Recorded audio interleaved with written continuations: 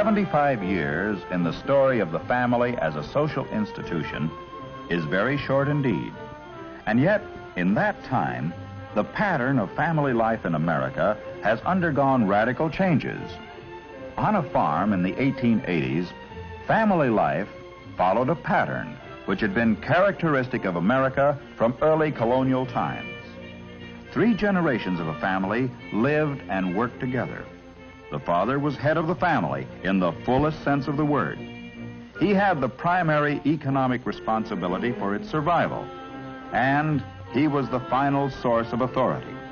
He was teacher as well as parent, and from him, his sons learned their vocation. In those days, a farm family was an economic unit complete in itself, held together by a division of labor among its members. The mother, in addition to her traditional responsibility for the rearing of children, had regular duties, such as the preparing of food. When she was not preparing meals, there were many other things to be done: churning butter, putting up preserves for the winter, and keeping the farmhouse clean. Her role in maintaining the family, both biologically and economically, was an important one, and it was clearly defined so far as the division of labor was concerned. Even grandparents fitted into the economic picture. They often lived with the family and participated in the work of the farm until necessitated by old age or illness.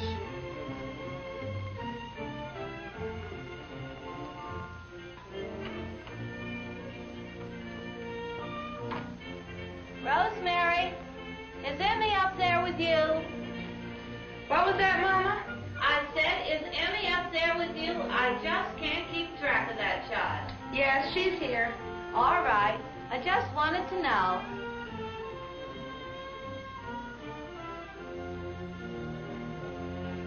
Stop that this minute, Emma Jane. What are you trying to do? Ruin Mom's new dress?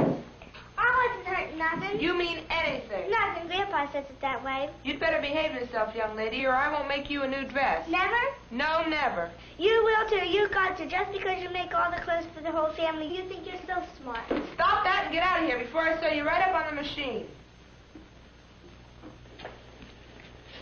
You couldn't catch me even if you had a head start.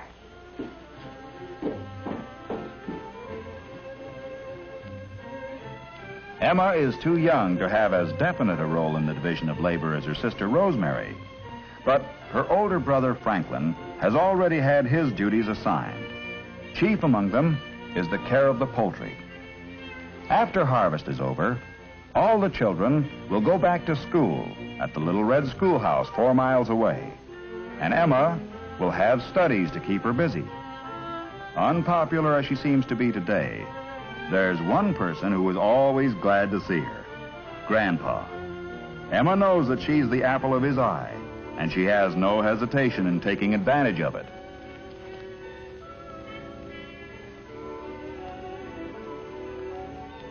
Grandpa is almost 70, but he is still of real help on the farm, particularly in the care of the livestock.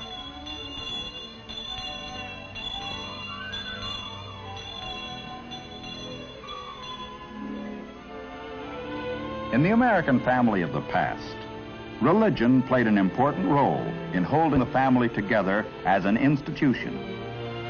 It was not exclusively an individual experience. The family participated in it as a group, in church and at home too. On Sunday afternoons, the father read aloud from the Bible. The Lord will not suffer the soul of the righteous to famish, but he casteth away the substance of the wicked. He becometh poor that dealeth with the slack hand. The hand of the diligent maketh rich. He that gathereth in summer is a wise son, but he that sleepeth in harvest is a that causeth shame. Fred sleeps in the harvest, Papa. Emma, do not interrupt the reading of the scripture. Blessings are upon the head of the just. Silence covereth the mouth of the wicked. The memory of the just is blessed, but the name of the wicked shall rot. The wise in heart will receive commandments, but a prating fool shall fall. He that walketh uprightly walketh surely. Sunday was not given over exclusively to religion. Later in the day, Visiting families and friends was an approved kind of Sabbath recreation.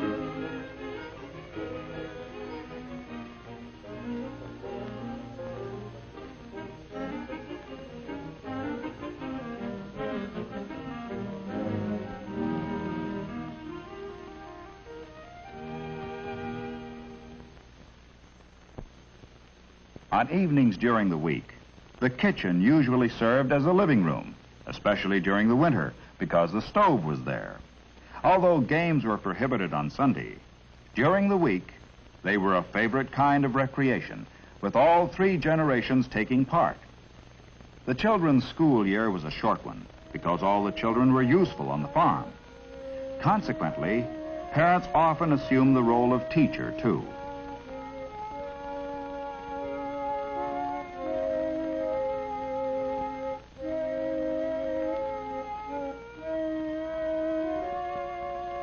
Rosemary is entertaining a suitor in the parlor.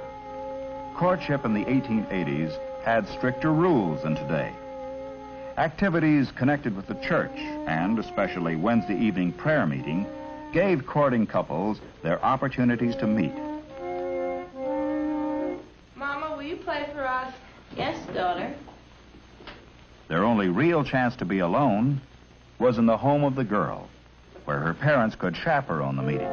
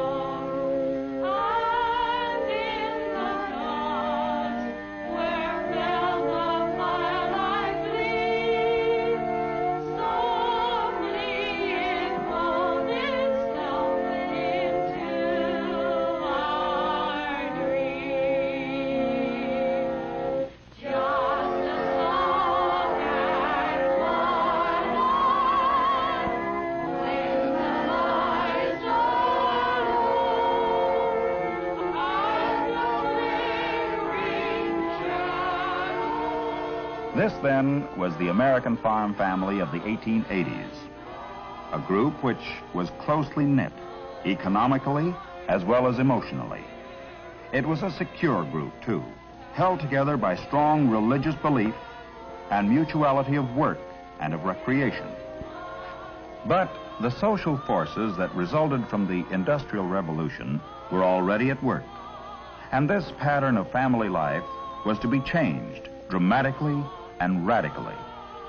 The birth of a new century was not far off, and with it, a new way of life for the American family.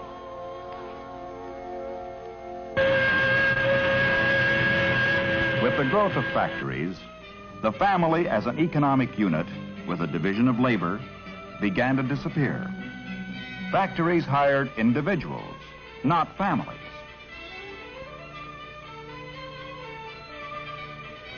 Industrial expansion brought with it the growth of cities, and this too changed the traditional pattern of family life.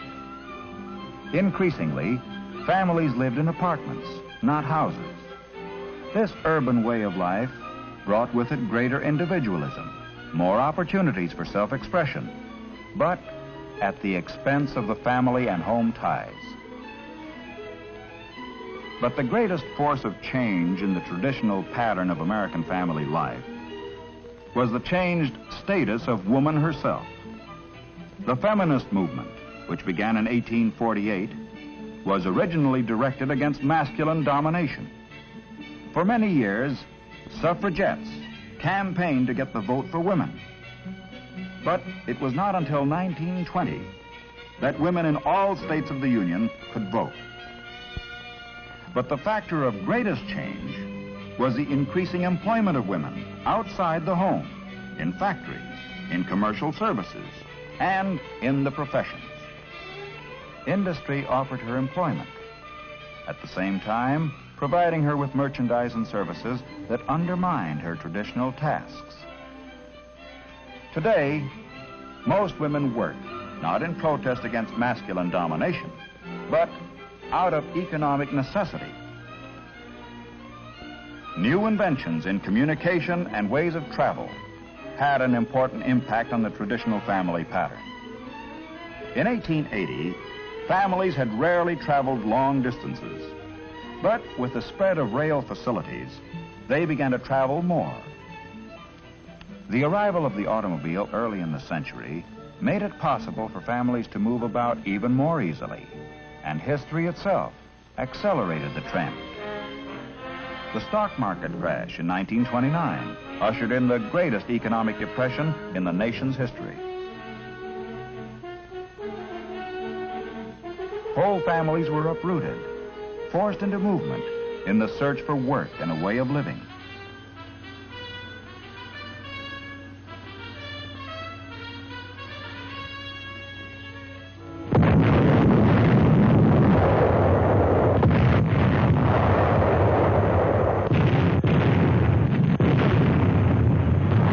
World War II weakened the stability of the family even further.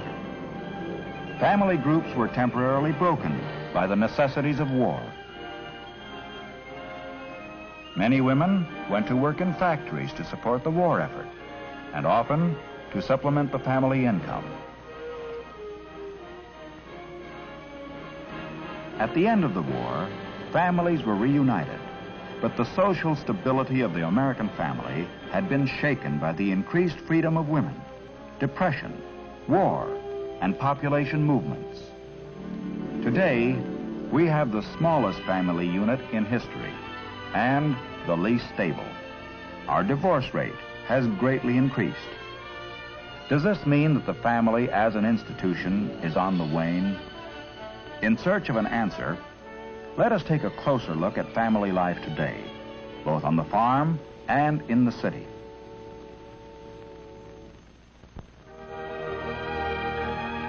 Despite wars and depressions, a Harrington family still owns this farm.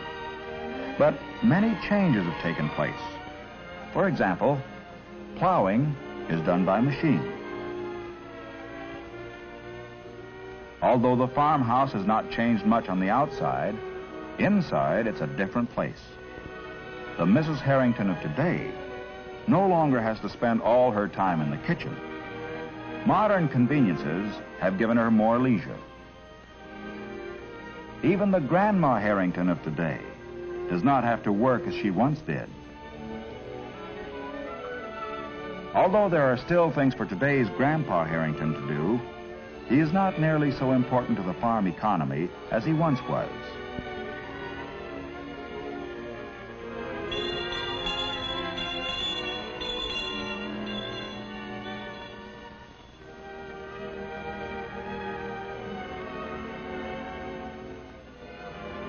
There are children in this generation of Harringtons, too, but they have their noonday meal at school.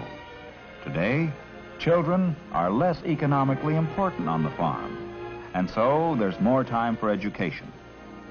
Grace is seldom said before meals except on Sunday, but the Harringtons are still church members and attend services. Sunday afternoon on the farm today is very different from the past. It has become a time of recreation rather than religious observance. While John Harrington watches television, his wife goes to a social get-together of the ladies' club. Even recreation is no longer a family affair. The family doesn't enjoy things together as a unit, but separately, as individuals. While Grandpa reads his farm journal, Grandma upstairs in the bedroom listens to the radio and reads a woman's magazine. The children have permission to borrow the family car and are going to visit friends in a nearby town.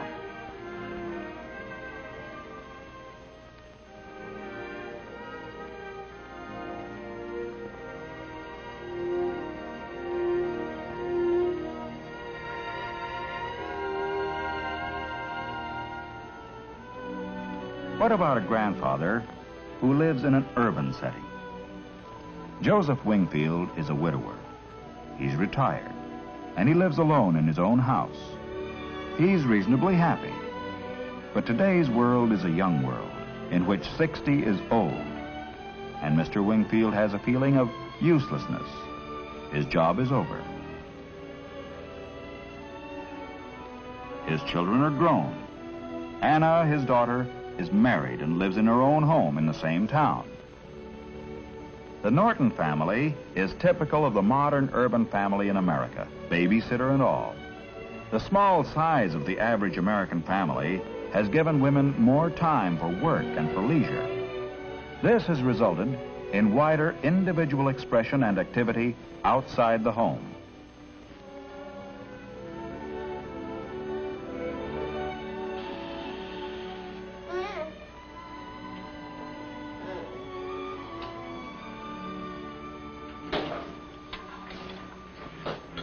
Hi, dear. Oh, hello, Tom. I didn't hear you come in. Have you been a good girl today? Yes, Daddy. I'll bet you have. I'll just bet you have. You know, Tom, if you would take the children into the other room, I could get dinner in half the time. Okay, come on, kids. We'll leave your mother alone. You know, tonight is her art class. And it's getting pretty late. You'd better go on ahead. I'll clean this up for you. Well, that's nice of you, Tom, but I can get them started at least, if you can put the kids to bed. Okay, but don't ever let it be said that old Tom Morton never held up art. Onward and upward. Now, don't tease. You know a woman has to have some self-expression.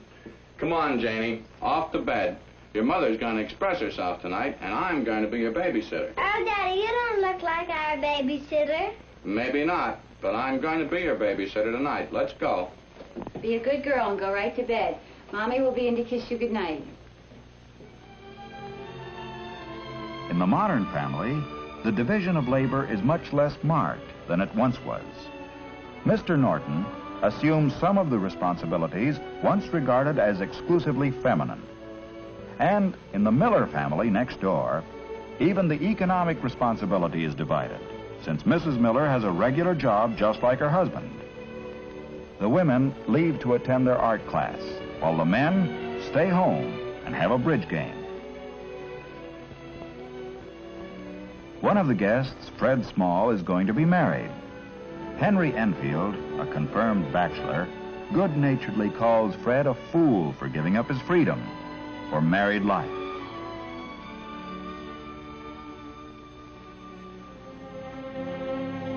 But later that night, when Henry gets home to his lonely apartment, he wonders.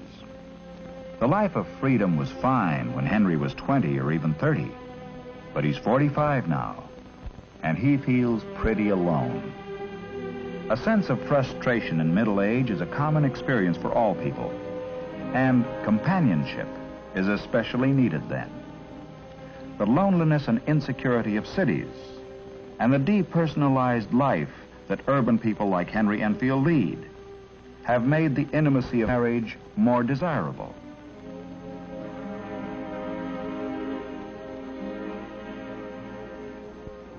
From childhood on, human beings seek emotional security in established habit patterns, and the family habit is an essential one. The family as an institution has changed greatly. It may change even more, and its future is by no means determined. But it still carries out its essential functions: reproduction and the care and socialization of the young. As long as it maintains these functions, it will continue to flourish.